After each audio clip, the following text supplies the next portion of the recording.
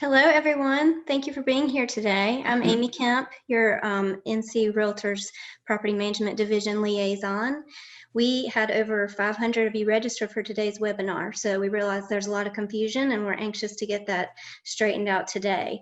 Before we get started, I wanted to let you know that our speaker will be taking questions. He'll answer those at the end of the session. So if you would please use your chat box to write your questions, we'll get to as many of those as we possibly can towards the second half of the webinar today.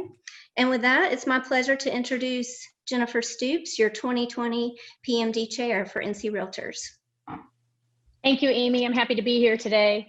And good afternoon, everybody. Thank you so much for being here today.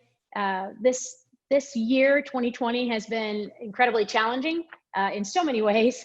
And we've certainly been working hard to do our best to keep up with everything.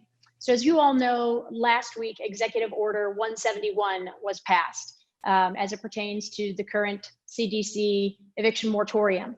And we are fortunate enough to have Attorney John Waite here with us this afternoon to sort of walk us through and help guide us and bring some clarity to the confusion that we continue to go through as property managers managing rentals for others. And so we're very excited about that today. However, before we get to John and his review of Executive Order 171, I'd like to take a moment and introduce Mark Zimmerman. Mark is the Senior Vice President of External Affairs at NC Realtors, and he's going to give us a quick briefing. You've all had some questions as well as to how NC Realtors has responded to the recent orders on behalf of the association. Mark, we really appreciate you taking time out of your schedule to be here with us today. Thank you, Jennifer, for the invitation. I'm certainly looking forward to the day when we do not have to have meetings on issues like this. I'm going to be brief, as the purpose of this meeting is to give you practical advice on compliance with the governor's latest order, and that's why we have an attorney on the call. I have been asked to let you know, however, about your advocacy team's activities. First, we learned about the order the same time you did. And that has been the case with every executive order. And this one is number 171, which means there have been 170 prior to this one. After the order was announced, we immediately requested a meeting with the governor's staff, and that was granted. I should point out that we do not know of other organizations which were granted meetings. We met Monday afternoon with the governor's top policy advisor and chief legal counsel. Attending from NCR was myself, Andrea, Katie Thomas, our chief lobbyist, Courtney Crowder, a member of our lobbying team, and Pam Melton, who recently joined us as Director of Political and External Communications. It was a short meeting, a busy day, the day before Election Day, but they did agree to an ongoing dialogue. We first expressed our dissatisfaction with the order and the process. We asked them who had been involved with generating the order, and they said that no outside groups were involved. That is consistent with what we know about the governor's orders. Their point of view, which they stated to us, is that the orders are made with only public health concerns in mind, so they work with their experts in that field to make policy. I know that's frustrating to you, to us, and to many other stakeholders groups across the state, but it has been consistent with the governor's orders throughout this pandemic. We then moved to a discussion of implications of the order. We explained that in less than a day after implementation, confusion was already being reported across the state. We asked some clarifying questions about the order itself, got some answers, which will be addressed by John today. And fortunately, they agreed to allow us to provide them with additional questions and any identified issues for further discussion, which we will do after hearing your questions today. So we are eager to hear what you're experiencing, and we have now an open avenue in which to bring those to the attention of the governor's staff. And with that, I'll turn this over to, they didn't tell me who, but someone else on this screen. You're coming back to me, Mark. Back to you. There you go. Yes, sir. Thanks. Thank you so much. Appreciate that. Appreciate how hard you've been working. I know that despite that people don't always hear what's going on behind the scenes, I've had good opportunities to talk with you, and I know how hard you guys have been working this year. more so than ever, given all of the changes that we've been going through. So thank you so very much for all of your hard work. We really appreciate it. With that being said, I am going to turn it over to Attorney John Waite, who is going to walk us through and give us some guidance on the new order, the recently launched HOPE program, and kind of give us some guidance as to how we can continue to run our businesses and manage rental properties for others as property managers. John, thank you so much for taking the time to be here with us today.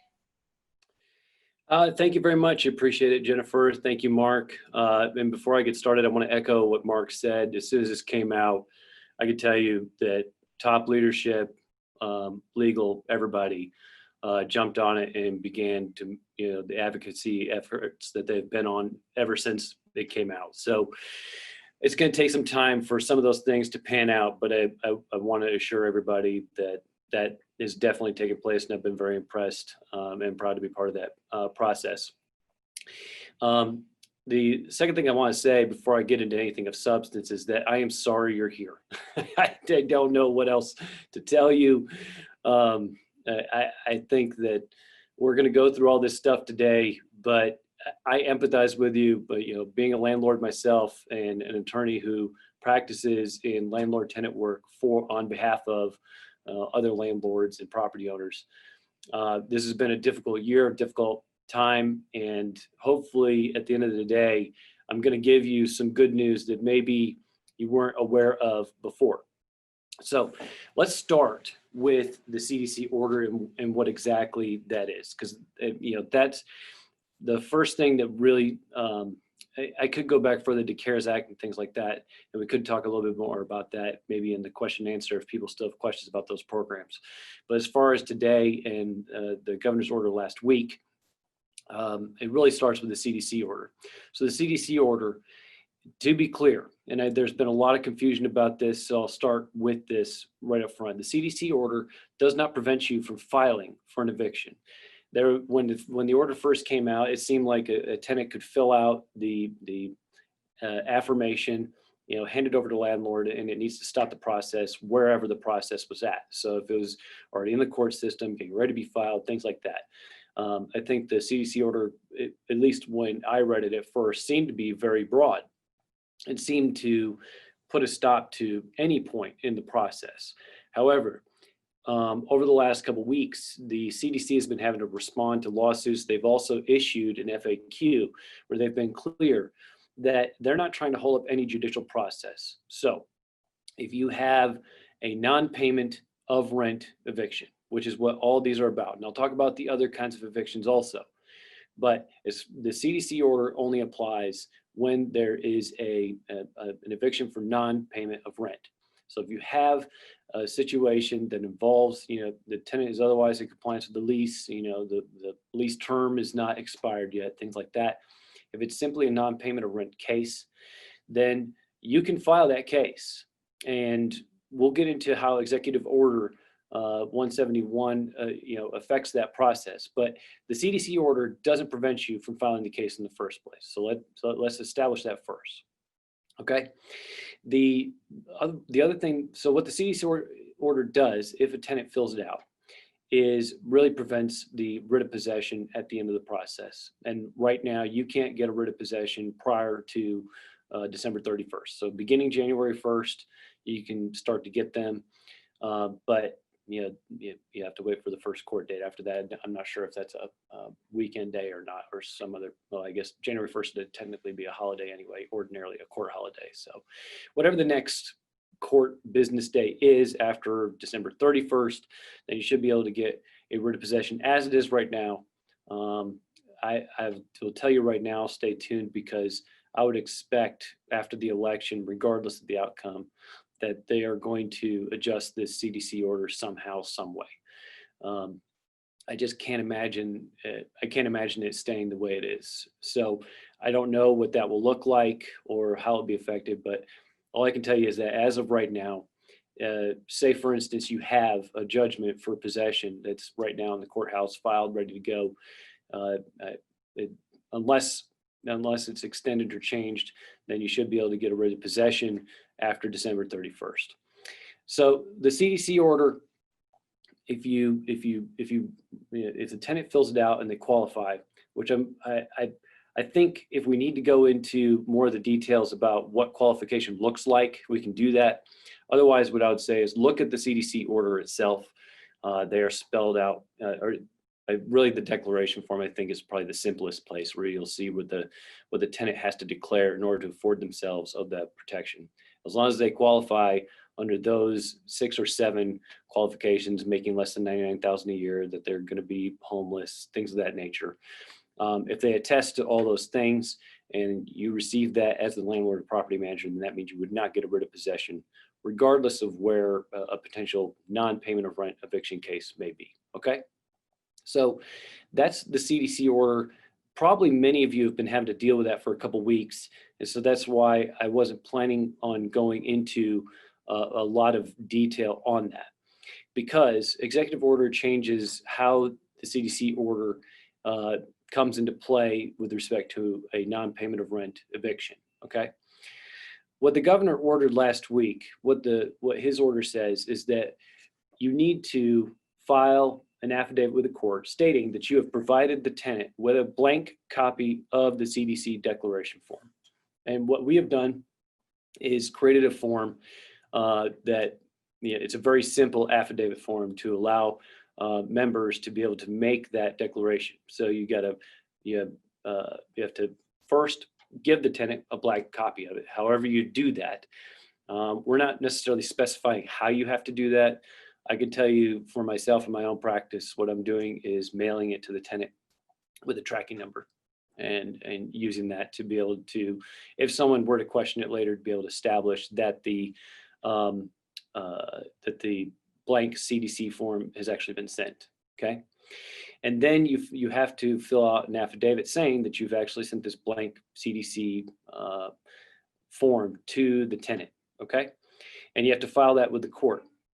Now, there hasn't been any guidance from the administrative office of the courts as to whether this affidavit has to be filed, like with the complaint, sort of like with the CARES Act and stuff, but I would strongly recommend that, because I think even though the executive order is not perfectly clear on that, I think the intent is that you would send the CDC blank declaration form to the tenant before you would kick off an eviction proceeding for non-payment of rent.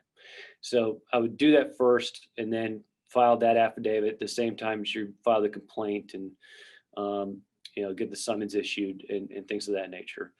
If you're doing a small claims case. Okay, so what that would look like now is if you're going to do an eviction for non-payment of rent right now, like say you were going to start one today, okay, then you would send a blank, provide the tenant with a blank copy of the CDC declaration. You could hand it to them. You can mail it through the mail with a tracking number. However you provide it, the order doesn't specify how you have to provide it, but the governor's executive order says you have to provide it. So you provide that, and then when you go to file your paperwork, then you would have the affidavit along with the CARES Act affidavit, and don't forget your Service Member Civil Relief Act affidavit also. So get all your affidavits in line, and then you can go ahead and file it. And what's going to happen is if your tenant returns that declaration, the governor's order spells out a lot of things that are going to happen next. So if you went today and filed it, and then, so 10 days out would be your hearing date if you're in small claims, right? So then within that 10 days, let's say before your hearing date, the tenant provides a declaration, okay? So they filled out the CDC declaration and said, we meet the requirements under the CDC order to not have to face eviction for non-payment of rent. Well, now, before, I think when the CDC order was just by itself, nothing would really happen. It would just hold up the writ. But what the governor has prescribed is a series of events that has to happen. Number one being that the court has to have, number one is that you have to provide the court with a copy of the executed CDC declaration from the tenant. So that's the first thing you're going to do, because the executive order requires you to do that. It says you notify the court and that you file a copy with the clerk, okay? So that's the first thing you're gonna do. Then the court must, and again, this is early enough where AOC hasn't really issued any guidance on what this is supposed to look like. But next, the court says you have to have a hearing to determine whether the eviction can still go forward or not. And that's a really curious thing to me, because if the executive order doesn't say necessarily that it can't, that the proceedings stop right then, right there, no matter what. As I said, the CDC order only stops the writ. So I'm not really sure exactly what the governor meant by that, but that will be, as we've seen so far with all these things this year, there's probably going to be widely varying interpretations of what this means, county to county, magistrate to magistrate. I apologize in advance that that is the case and that I can't give you a black and white of what that's going to look like or even how it's going to happen, but I'm just telling you that's going to be the case. So all I know is the governor's order says you got to have a hearing to determine whether the case can go forward or not.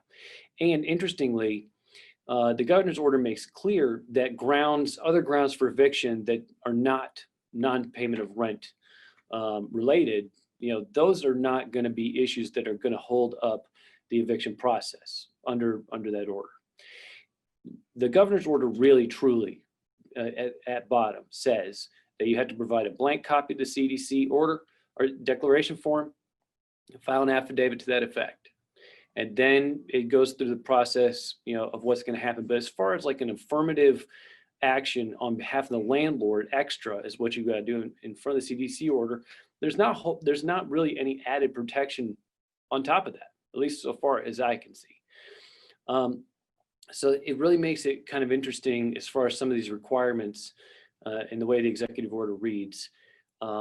I will leave it, it's going to be up to the people in the courtroom in front of judges, trying to decide, the effectiveness of some of these things. I'm only going to point out some of these things today for you guys in case you're there having to navigate some of this stuff.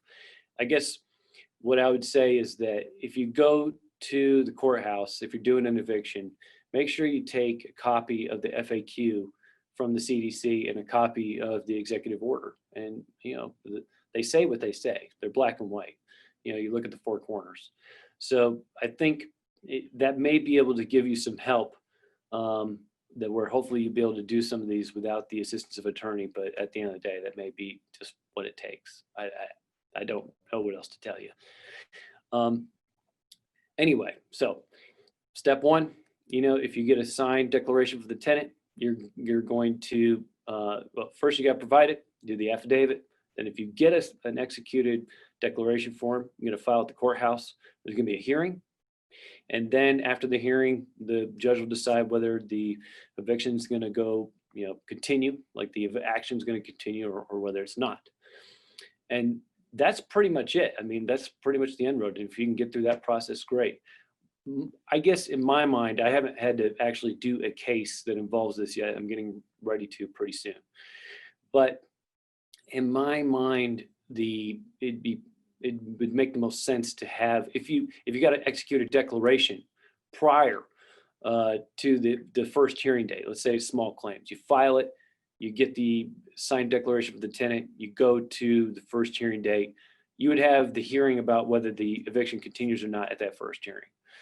And so you could do it all in one shot instead of having to do separate hearings. But I think it's certainly possible in some cases you would have separate hearings. So that's really all Executive Order 171 does. It piggybacks on the CDC order and adds those extra, I guess, steps that were not part of the CDC order before, and sort of, outlines what procedure, loosely, what procedure our courts should use to be if a signed declaration is received by the landlord from the tenant. So another part of Executive Order 171 that doesn't involve the CDC order is the HOPE program and extending the protections. The way it's precisely worded in the executive order is that the protections of the executive order extend to those who are eligible for the HOPE program but who otherwise may not qualify under the CDC for protection.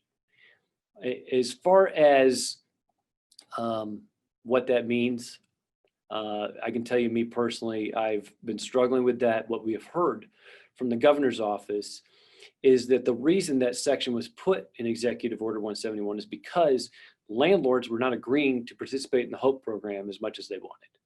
And that's because, for any of you who are familiar with the HOPE program, you know, it's a program that a tenant can apply for. It's not, the landlord doesn't apply. A landlord could encourage a tenant to apply. But, you know, the tenant can apply, and if they qualify, then they can get 6 months paid. But it comes with a lot of trade-offs. One of them being that you can't evict a tenant 90 days or until the end of the lease, whichever is longer, if you accept that 6 months of rent assistance. Well, I mean, I think somebody asked a question as part of the sign up, I think, and it was, you know, so if our lease term isn't up until June 2021, does that mean if we take 6 months of rent assistance now that we can't evict until June 2021? Yeah, that's what that means. It's 90 days or the end of the lease term, whichever is longer. That's what the HOPE program says. So I think the reason that a lot of landlords were not agreeing to the HOPE program is because it comes off with some serious trade-offs. And since other evictions can go forward, like if a lease expires, those are not affected by the CDC order or the HOPE program or Executive Order 171. All those things are very clear that other issues, you know, crime-related issues, holdover tenants, damage to property, these sorts of evictions are not stopped at all. And so since they're not affected, I think a lot of landlords probably figured, well, why am I going to sign up for 6 months of rent payments when, you know, I could probably, you know, work on one of these other avenues to potentially get an eviction if I need one. So in any event, we know that's why the governor put it in there, but as a drafting, I got to say, I just don't see what protections in the executive order itself actually extend to these people who, you know, may qualify for HOPE but not the CDC order, mostly because in my mind, I can't even imagine someone who's going to qualify for HOPE but then not qualify for help under the CDC order. So anyway, I have a lot of questions on that. We're still trying to get some clarification on that, but I'm afraid I'm not going to be able to offer like a concrete view of what that means. What I can tell you is that eventually AOC or a judge or somebody's going to weigh in on this and determine what it means for the protection of the executive order to apply to those people. And they may well determine that, you know, if you're someone who qualifies, who's eligible for HOPE, but for some reason you don't qualify under the CDC order, then you are going to be able to qualify for the same moratorium, which means you can't be evicted until after December 31st. I think that's a stretch, but I could definitely see someone, you know, giving some liberal reading to the governor's order and allowing that to happen. So that's what that is. And again, I think that as far as going into details about the HOPE program and things like that, I would encourage people to look at the PMD newsletter. We put out 2 articles in the PMD newsletter just went out. One on the HOPE program, and it's like, you know, 3.5 pages single spaced and goes into all the details about what the qualifications are, what all the trade-offs are for landlords and things like that. So I would encourage you to look there, or maybe in the Q&A. But we also, the second article that we did really summarizes all of these different moratoriums that are in effect and were in effect earlier in the year. So that's pretty much, as far as Executive Order 171, the CDC order, and the HOPE program, that's really the nuts and bolts of where we're at right now.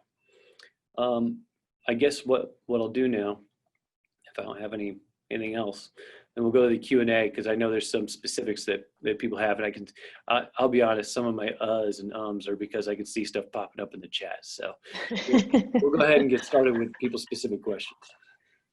John, thank you so much. I know that it's if you guys are struggling to navigate through it, we appreciate you bringing as much clarity as you can. You can imagine as realtors and property managers, you know, the struggle, and we can appreciate you as a landlord as well.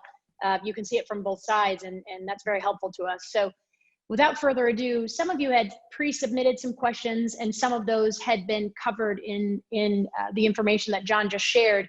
And so we're going to cover as much as we can, but we've tried to consolidate, and Amy is continuing to do so. So John, this question was actually raised by many of the folks, and it was, what protections do owners of properties have to protect themselves from a tenant that has the ability to pay and just wants to take advantage of the ruling? So it's always been the CDC's position that you could challenge the tenant's declaration. So they've made that clear. That also was not clear at first when the CDC order came out, but they subsequently made that clear. So if you want to have, you know, a challenge to that in court, you can. And then Governor Cooper in his order last week, Executive Order 171, also makes that clear. So really the only resource that a landlord has is the same resource that is usually available, and that is the courts. But there's at least two places now that says if you want to challenge what a tenant is saying in their CDC declaration, then you can. How would somebody go about doing that? Well, I think now with the way the governor has set up Executive Order 171, what you would do is when that hearing comes up about the declaration, you would prepare a response or a rebuttal or some kind, you know, produce your evidence to show that it's not that. And maybe you would do it by asking the tenant questions about, you know, are they really going to be homeless? Are they really making less than $99,000? You know, things like that. You probably are going to have some financial information about a tenant, maybe not a lot. And maybe that'd be something where when you get up, if the case is appealed to district court, for some reason or another, you're going to have a lot more discovery options than you do in small claims. But I'll be honest, I mean, not many of you do things in district court because it's just not the forum for you. You're in small claims. So I think that may be something you, depending on the case, maybe worth it to hire an attorney to dig into that kind of stuff. But yeah, if you've got some inside information on a tenant or some suspicions, you can ask them testimony just like you can any other small claims hearing, and just examine them on all those declarations that they're making in the CDC declaration. Thank you. That's helpful. The next question, there's a couple parts to this. It's regarding the CDC form. First, does it need to be notarized? I don't think so, no. Let me pull it up just to make sure. But I'm pretty sure they sign it under penalty of perjury. That's the way I took it as well. Yeah, no, it does not. Okay. One of the sites says that only one tenant per lease has to fill out the form.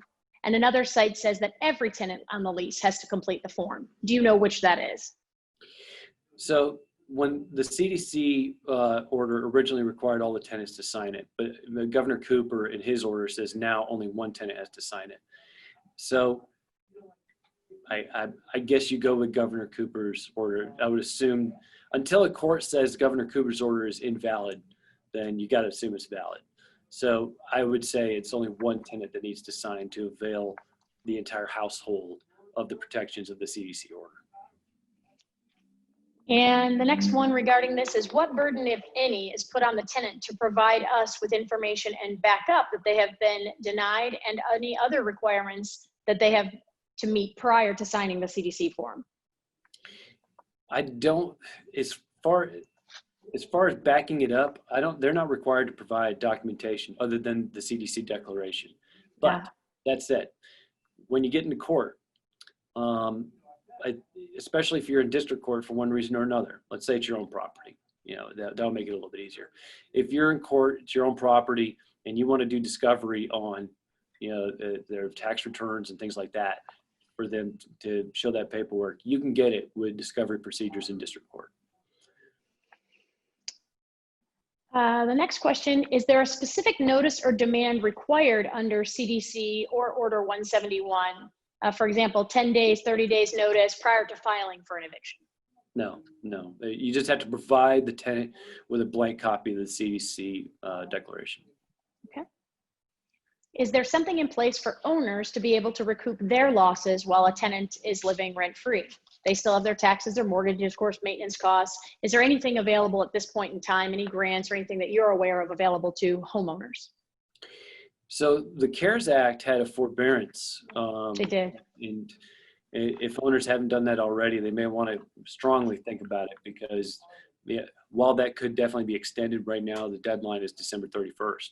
Yep. And, so they may seriously want to consider doing that depending on where they're at. So that's one option.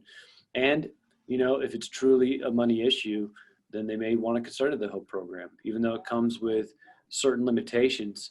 If you have a tenant that's, say, month to month, or say their leases are going to expire before, at this point, the end of May next year, you may not have a lot to lose by at least getting 6 months worth of rent out of them. Seeing how things look after May next year, we could be in a completely different position, economically, and maybe that might give the tenant enough time to get a job and not have to worry about the 90 days. It's a good question. How long do tenants have to pay if they've signed the CARES Act form? It says when they start paying rent again, how long do they have until they have to catch up on rent? Under the CARES Act? I mean, the CARES Act is expired. The only reason that you're still doing the CARES Act affidavit is because landlords can still ask for the forbearance. And if you get the forbearance and you're a landlord, you can't do an eviction. So that's why you're still doing that affidavit at the courthouse, and you're still going to have to do it for some time longer. I'm not sure I understand the question as far as otherwise, but that's really held over from the CARES Act at this point. Right. If a landlord accepts HOPE program money and they agree not to file for future evictions through the term of the lease, if we accept money for the past dues, say through October, and the lease does not expire till June 2021, we are agreeing not to file even if they don't pay us anything between November and June. Is that correct? Okay, so I think what they're trying to say is if it's kind of helping get somebody caught up, and it got them caught up through, say, October, but then somebody doesn't pay rent from November to June. I see. So basically they're already in the HOPE program. They've already had a couple months. Yeah. So like I said in earlier, what the HOPE program says is if you take the money, then you can't evict for 90 days after the lease, 90 days after the HOPE program assistance finishes, or to the end of the lease term. So, if you're covering rent from earlier this year, say from August, September, October, it's already 3 months. So that'd be November, December, January.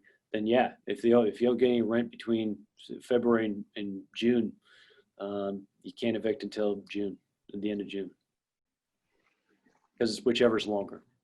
Okay, that makes sense. If you have a pending judgment and have been unable to file the writ of possession, do you have to go back to court because the judgment will be more than 30 days old, and in the past, those judgments expired after 30 days? This is something you and I had talked about prior to the call. I think it's about filing the writ, because normally you have to file that writ of possession within 30 days. So if you've got this pending judgment out there, you've been granted, the judgment, possession of the home, but you have to get to the point of the writ, which we know we cannot do right now. Will we have to do an eviction all over again? And I think we both agreed we're not really sure yet if we'd have to do the eviction again, or if we're going to be able after December 31st to go ahead and file those writs without doing another court proceeding. That's a really good question. I don't know. Yeah. I don't think there's not been a specific order suspending the statute for 30 days. It's Right. not a requirement suspended, but it seems like it is by implication also. I feel like I could argue that either way, but honestly, I just don't know. Yeah. What are your thoughts on, do you feel that whether it be a moratorium or come December 31st, do you think there's going to be an extension of whether it's the CDC, something new coming out? Do you foresee an extension of these moratoriums moving ahead? Yeah.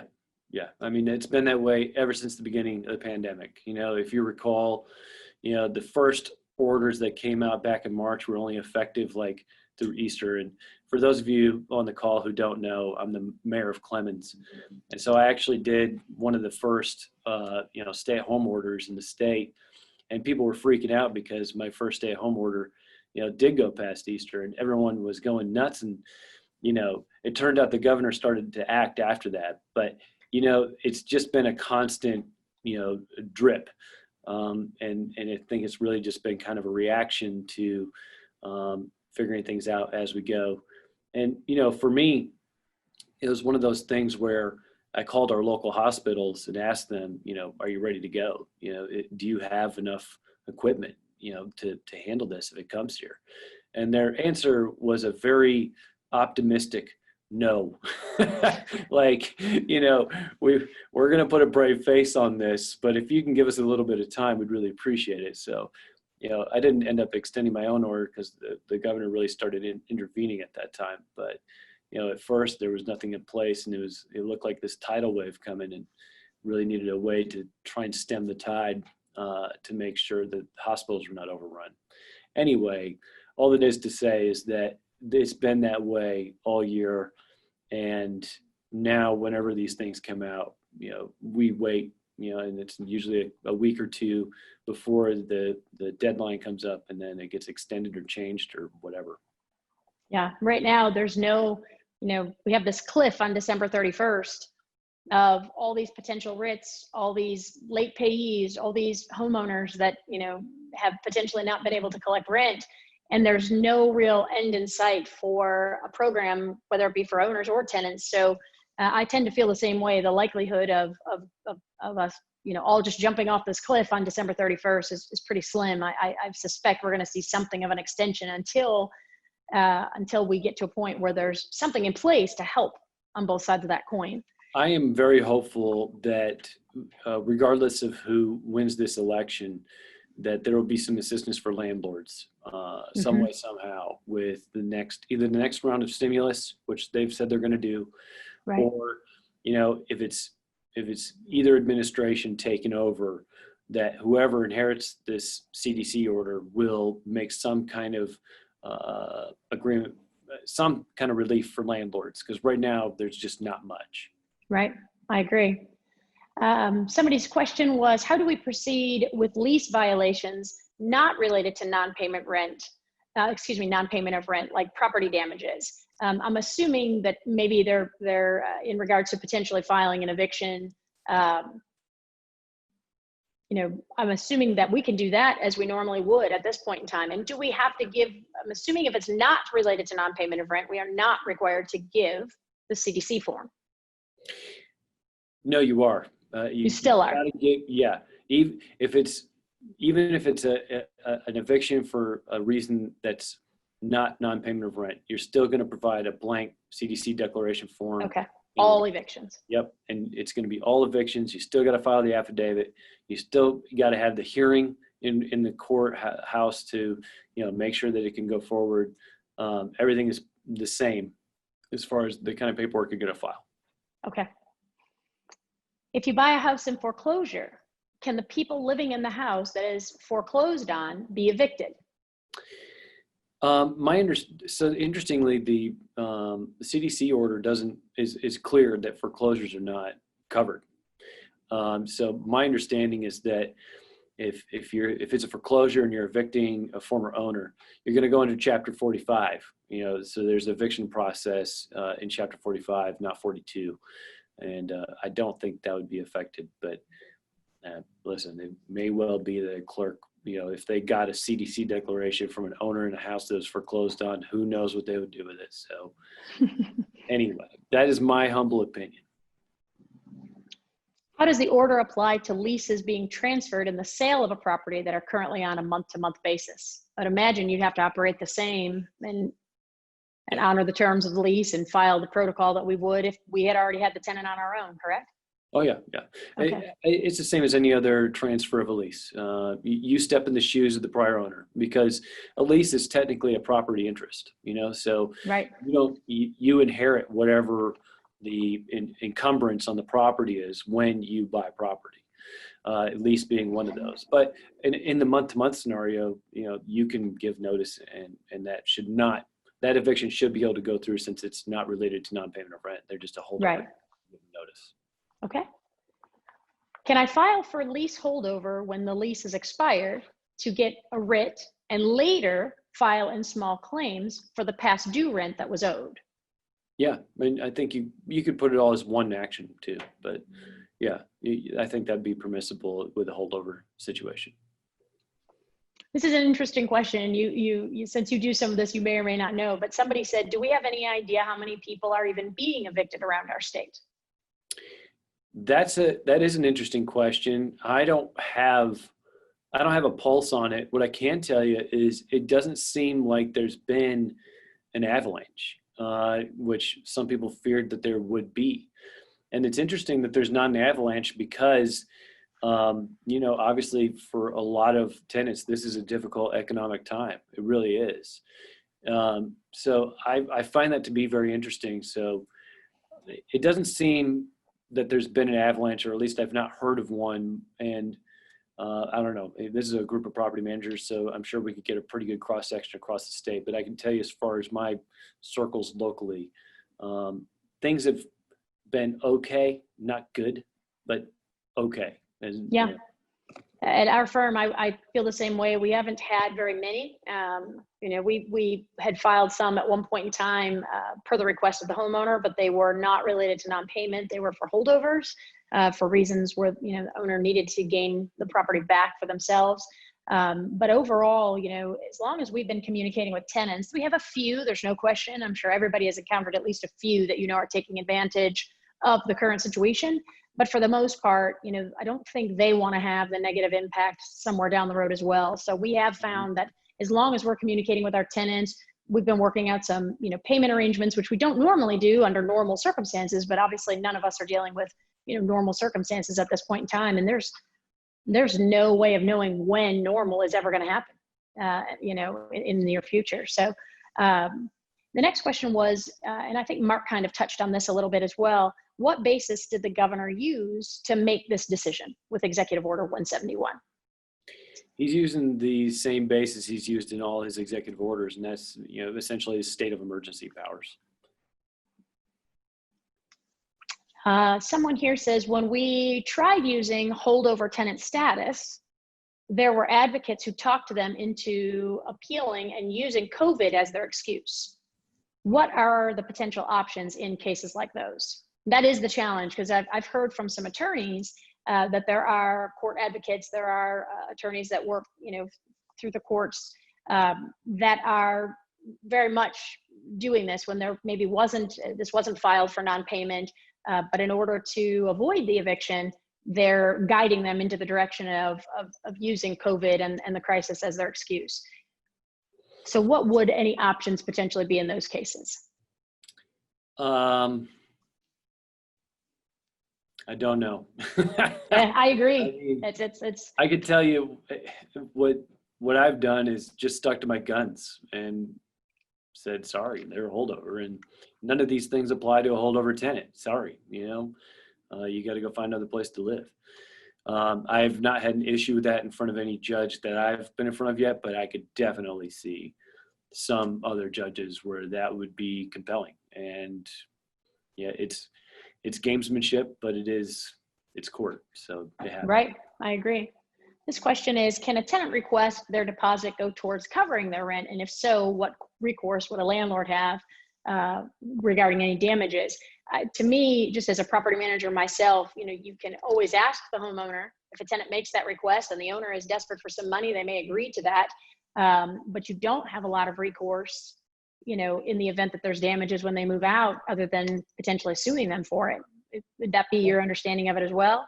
No, you got it. Yeah, we've gotten that question on the hotline with some regularity during this time period, and my answer's been the same. If the tenant, the deposit is there in escrow, it's for the tenant. Really, it's the tenant's property unless right. the landlord can property account for it after the tenancy ends. So if the tenant wants to agree in writing to, and the landlord also agrees in writing to apply that to rent early, yeah, the landlord's just without a safety net. But I don't think that there's anything wrong with having an agreement for sure in writing to apply the deposit that way if that's what the tenant wants to do. And the Yeah, landlord. that's the way I would look at that one as well. This question is it a given that the HOPE program is 6 months or is it up to 6 months? Great question. Yeah, that's a good question. I would have to look at that specifically. Let's see here. I might be able to tell you. I believe it's up to 6 months. Up to. So until they get approved, you won't really know exactly, 1 month, 2 months, 6 months, what they may be eligible for or what you'll get paid. Do you know with the HOPE program, does it pay the landlord directly or does it go to the tenant and then they have to pay you? I'm pretty sure they pay the landlord directly. Okay. If you gave a 30-day notice to vacate on a month-to-month lease before Order 171 came into play, if the tenant now wants to, and before HOPE program with that order was implemented, if the tenant now wants to go to the HOPE program for their last month's rent, does this have to be accepted? And does the 30-day notice still stand to be out by the end of the month? Well, if I'm remembering the beginning of the question, this is a holdover tenant situation. The tenant's lease was going to expire and they gave the 30-day notice to vacate. Oh, it is a month-to-month lease. Sorry, month-to-month lease. They gave them 30-day notice per the lease terms prior to the executive order going into place. The executive order is just not going to affect a month-to-month that you've given notice. If they become a holdover, they're just a holdover. Okay. It's not. And really, so do you have to accept the, if they enroll in the HOPE, if they attempt to get the HOPE program for the last month's rent, do you have to accept, I guess the concern would be if you accept the money for the HOPE program, then you wouldn't be able to evict them if they didn't honor that. So that is in fact accurate. If you accept, but do you have to accept HOPE? No. Okay. The executive order didn't change the HOPE program as far as making it mandatory or anything like that. Okay. It did, I think, attempt to give a little bit more teeth to, or a little bit more incentive to landlords to accept the program. But no, it doesn't, the HOPE program is still not mandatory. Okay. Let's see. It says, if I have a judgment in less than 30 days, can I file the writ now? I don't think we can file any writs right now, correct? If it's for non-payment of rent, no. Okay. Let's see. Chief Justice of NC has required that the CARES Act affidavit still be completed and requiring 30-day pay or quit property if the property has a federally backed loan. Do we know if she is advising that the magistrates proceed? I'm a little confused by the question. I can try and bring it up. Let's see. Okay, it's question number 21. 21. The Chief Justice has required that the CARES affidavit still be completed and requiring a 30-day pay or quit. I think, no, as I said before, I mean, the CARES Act affidavit is still required because of the potential that a landlord has sought a deferment. And if they have, then they're not going to be able to proceed with the eviction. And that's why the CARES Act affidavit is still required. Okay. It doesn't have anything to do, if your landlord doesn't have deferment, then the CARES Act affidavit is not going to affect their ability to go forward. Okay, makes sense. Are commercial properties subject to the CDC declaration or the governor's order? Sorry, say that again. Are commercial properties subject to the CDC declaration and the governor's order? No, it is residential. And one of the, and I'll bring up the CDC order here. Just a moment. Yeah. In order to be a covered person under the CDC order, it's any tenant, lessee, or resident of residential property. That's it. Perfect.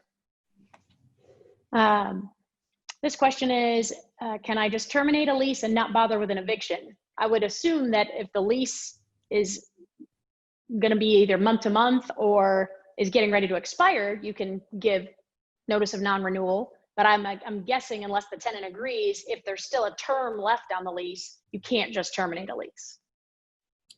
Well, I mean, I guess let's use the standard form, right? Standard form 410. If you're using that form, if you notice, there's the ability of the landlord to either terminate the lease or terminate the right of possession, right? You have those two options. So if a tenant's in breach and you want to terminate the lease, then you can, but it's not going to affect whether you had to file for eviction or not if they don't leave. Right, You've exactly. only got one option to get someone out, and that's through the court. Get them out. Yep, that's exactly right. Let's see here. This lady says, I was helping a tenant find a place to rent. The tenant told me that the landlord requested the application fee before the landlord would provide the application. Her excuse was that it was due to COVID-19. Is that even legal? So to request the application fee before you give somebody the application. The tenant made multiple calls to reach out to the landlord, but the landlord then disappeared. That sounds more like a scam to me. I guess I don't see any reason why the landlord couldn't request the fee before giving the application, but I don't know. Yeah, I mean, I guess that's if you're going to have to run a background, so there's no legal issue with it. It's whether or not a person decides they want to provide this fee prior to receiving the application. Yeah, I mean, the only potential legal issue I guess I could see with that is, it could be a fair housing issue, I guess, if it had a disparate impact on, protected class. But, assuming that that's not an issue, then no, if the landlord wants to charge you for the piece of paper to apply, then that's their right, I guess. Right. If the tenant is behind on rent, say 3 months, could the HOPE program cover the past 3 months rent or only cover 3 months in the future? Are you allowed to use it for past due rents, or are you allowed to use it for future rents? I would have to look at this really quick, but I'm almost certain that, let's see, there's a note in here about April. You got to be at least 1 month behind in order to get the HOPE program. In order to get the HOPE program. And so I'm pretty sure the way it works is that, and I would need to double check this, and I apologize, but I'm pretty sure that if you were 3 months behind, it would give you 6 months going forward, and then the HOPE program would require you to try and work out any previous non-paid rent. So it's paying rent going forward, and then try to work out the past due. I'm pretty sure that's correct. Okay. And we've got about 7 minutes left, so I'm going to go through and look and kind of pull out as much as I can here that maybe you didn't already touch on. Here's one that says, what do you do when you've had an eviction granted and a writ was scheduled for a holdover tenant, but now the sheriff's office refuses to execute on that writ? Cool. That's a good one. That's a great question. So, I mean, here's what I do. And I don't know if you'll be able to do this or not, but you're going to have to talk to the county attorney. I don't know because that's where the order's coming from. The sheriff spoke to the county attorney. County attorney said, "Here, you need to stop this." So you're going to have to take it to them and try and convince them, that this is a holdover tenant situation and that none of these moratoriums apply, et cetera, et cetera. And if that doesn't work, I suppose you could try a writ of mandamus with the court. But that's basically. There are so many complications with all of this, isn't there? But I mean, wow. That's not something you would do ordinarily as a layman. That's right. Something where you're going to seek an order from the court forcing the sheriff to do something. Obviously, you can anticipate that would have a whole lot of yeah. issues. You might as well wear the scarlet letter every time you see the sheriffs in your town. That's for sure. So I think that's where I would start is with the county attorney and having a discussion with them. And if it's really an important issue, then consider hiring an attorney to advocate for you. At that point, you're really kind of out of broker land. At that point, you're really into a legal dispute that should be. Let's see. So I think we have time for 2 more. Regarding a 30-day notice, does a 30-day notice have to be given at have to be given at the beginning of a lease period? Like, for example, the first day of a month. So I'm guessing maybe on a month-to-month term. Does it need to be given on a first day of the month, or can it be given at any point in time during the month? So again, if you're talking about the standard form 410, it spells this out in pretty good detail, but it's anytime. So let's say I wanted someone out by the end of December, I could give notice pretty much anytime, during the month of November, but I would need to give the notice during November. Right. It rolls over in December. No later than November 30th, really. Correct. Perfect. So you really have to just look at, if you're using the North Carolina form, it's spelled out. Obviously, if you're using a proprietary form of some sort, you have to look and see, but it has to be given in that period of time prior to, that next month starting. Exactly. And if it's a situation where it's a verbal lease or maybe the lease is silent on it, then you look at the statutes, and the statute prescribes month to month and things like that. But still, you're going to give the notice before the next term.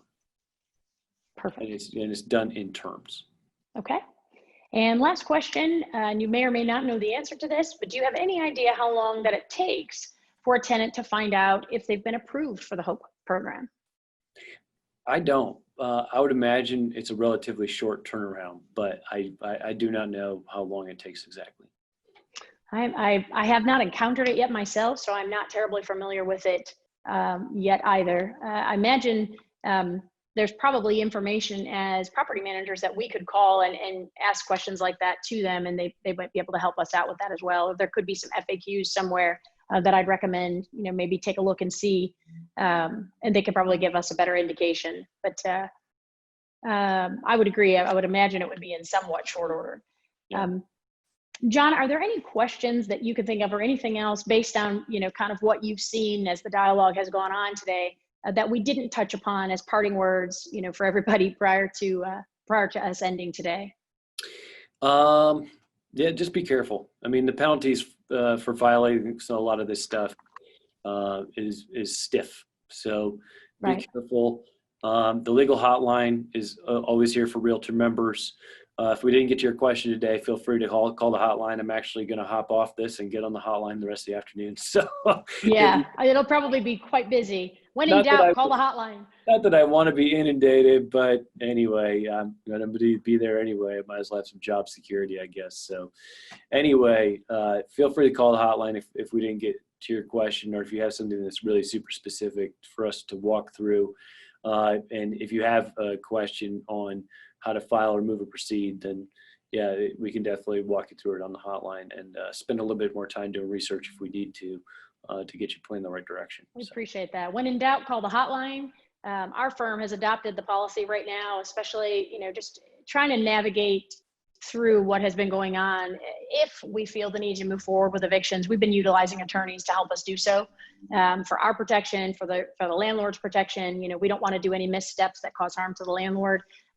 So we have found that that's, for us, that's what we have found to be in our best interest. And most certainly we've used the hotline as well. So I would just say to everybody, when in doubt, call the hotline, because, that's what it's there for us. John, I cannot say thank you enough. I know clearly you could tell we've had, many, many questions coming in. So your input and the information you've shared has been invaluable to folks. And I imagine you'll be very busy on the hotline for the rest of the afternoon. So thank you so much for helping us navigate through that as much as you can. The hotline number for the NC Realtors Legal Hotline is 336-714-0332. It's also in the chat box. And you can also email at legalhotline@ncrealtors.org. With that, Amy, if you want to let us know, what anything else that we may have forgotten. John, I can't say thank you enough. I know Mark Zimmerman may still be here with us. Mark, thank you very much. Amy, thank you for putting all of this together for us, as well as with Rachel. We appreciate it very much. Thank you, Jennifer. Thank you so much to everybody for being here today.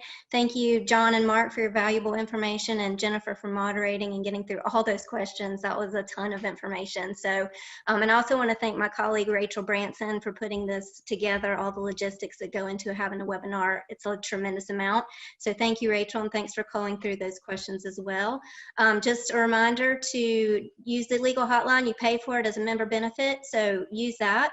And yes, we are recording this session. We will send everybody who is registered the recording with all the links that we talked about today. You should get that in the next day or so. Feel free to share that with anybody that you need to. We want everybody to have this valuable information.